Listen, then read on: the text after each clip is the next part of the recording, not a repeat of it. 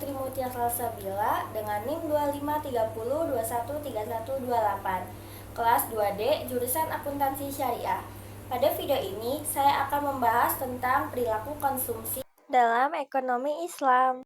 Setiap hari kita melakukan kegiatan konsumsi, mulai dari membeli makanan, pakaian, hingga menggunakan berbagai layanan. Namun, dalam ekonomi Islam, konsumsi tidak hanya bertujuan untuk memenuhi keinginan, tetapi juga harus sesuai dengan nilai-nilai syariat dan membawa kemaslahatan bagi diri sendiri maupun masyarakat. Lalu, bagaimana sebenarnya perilaku konsumsi dalam ekonomi Islam? Mari kita bahas bersama. Yang pertama, apa sih perilaku konsumsi dalam ekonomi Islam? Perilaku konsumsi adalah tindakan seseorang dalam menggunakan barang dan jasa untuk memenuhi kebutuhan hidupnya.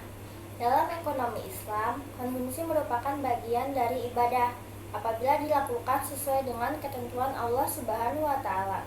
Oleh karena itu, seorang muslim tidak hanya mempertimbangkan manfaat duniawi, tetapi juga dampaknya terhadap kehidupan akhirat. Ada firman Allah dalam surat Al-Baqarah ayat 168 yang berbunyi, "Wahai manusia, makanlah dari apa yang ada di bumi yang halal lagi baik." Ayat ini menunjukkan bahwa konsumsi dalam Islam harus memperhatikan aspek halal dan baik atau thayyib. Apa aja sih prinsip-prinsip konsumsi dalam ekonomi Islam?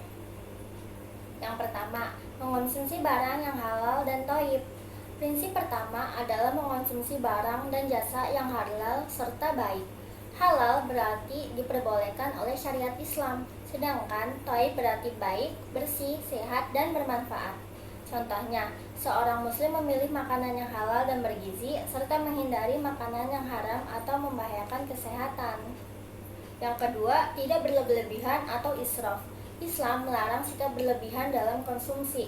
Allah Subhanahu wa Ta'ala berfirman dalam surat Al-A'raf ayat 31, "Makan dan minumlah, tetapi jangan berlebihan. Sesungguhnya Allah tidak menyukai orang-orang yang berlebih-lebihan."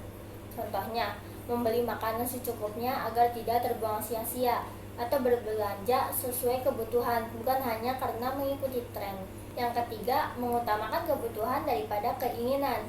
Dalam ekonomi Islam, kebutuhan harus didahulukan dibandingkan keinginan. Misalnya, seseorang lebih memilih membeli perlengkapan sekolah atau kebutuhan rumah tangga terlebih dahulu sebelum membeli barang mewah yang sebenarnya belum diperlukan. Dengan demikian, pengeluaran menjadi lebih bijaksana dan terarah. Islam mengajarkan bahwa harta tidak hanya digunakan untuk kepentingan pribadi, tetapi juga untuk membantu sesama. Karena itu, seorang muslim dianjurkan untuk menyisihkan sebagian hartanya melalui zakat, infak, dan sedekah. Prinsip ini menciptakan keseimbangan sosial dan membantu mengurangi kesenjangan ekonomi di masyarakat. Selanjutnya, tujuan konsumsi dalam ekonomi Islam. Berbeda dengan ekonomi konvensional yang sering berfokus pada kepuasan maksimal, ekonomi Islam bertujuan yang lebih luas.